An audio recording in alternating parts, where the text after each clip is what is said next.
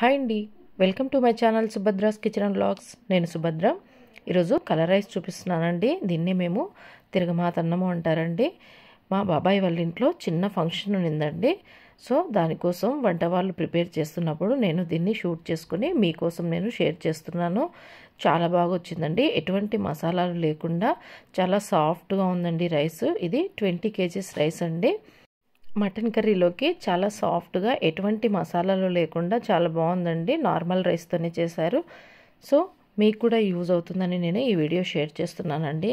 మీరు కానీ నా ఛానల్ ఫస్ట్ టైం చూస్తున్నట్లయితే please like, share and subscribe my channel. మీరు సబ్స్క్రైబ్ చేసుకోవడం వల్ల నాకు మరింత ఎంకరేజింగ్గా ఉంటుంది. అలాగే మరిన్ని కొత్త రెసిపీస్తో మేము ముందుకు వస్తానండి. సో ఈ రైస్ కోసం వాళ్ళు ముందుగా ఒక పెద్ద డేక్ష పెట్టుకొని ఇందులో ఆయిల్ వేసి జస్ట్ ఆనియన్, పచ్చిమిర్చి, కొంచెం కరివేపాకు వేసి ఆనియన్ను బాగా మగ్గించుకున్నారండి. చూడండి, ఆనియన్ ఇలాగా కలర్ చేంజ్ అయ్యేంత వరకు మగ్గించుకున్నారు. ఇక్కడ వీళ్ళు చెక్క, లవంగా ఏమీ యాడ్ చేయకుండా ఓన్లీ బిర్యానీ ఆకు మాత్రమే యూజ్ చేశారండి. సో నెక్స్ట్ అల్లం వెల్లుల్లి పేస్ట్ యాడ్ చేసుకుని అల్లం వెల్లుల్లి పేస్ట్ను కాసేపు మగ్గించి కొంచెంగా కారం యాడ్ చేసి కారంను కూడా మరో 2-3 నిమిషాలు మగ్గించారండి. ఈ విధంగా మగ్గిన తర్వాత టమాటా యాడ్ చేసుకుని టమాటాను కూడా కాసేపు మగ్గించుకోవాలండి. ఈ విధంగా టమాటా మగ్గిన తర్వాత నెక్స్ట్ సన్నగా కట్ చేసి పెట్టుకున్నటువంటి మెంతికూరను యాడ్ చేశారు.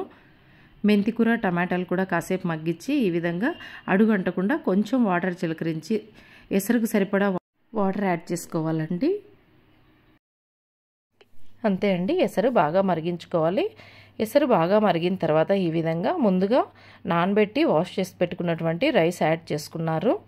రైస్ యాడ్ చేసుకున్న తర్వాత ఇలాగా బాగా మిక్స్ చేసుకున్నారండి. బాగా మిక్స్ చేసి లిడ్లో వచ్చేసి కొంచెం మంట తగ్గించి ఈ విధంగా మధ్య మధ్యలో కలుపుతూ ఉన్నారండి.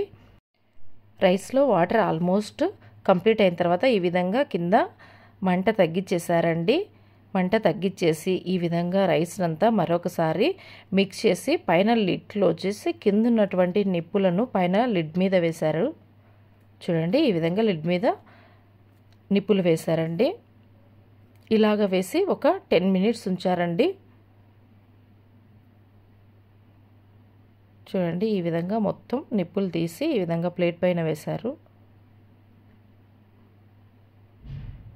అంతే అండి, 10 నిమిషాలు ఉంచారు. 10 నిమిషాల తర్వాత చూడండి, ఈ విధంగా రైస్ చాలా పొడి పొడిగా రెడీ అయిపోయింది.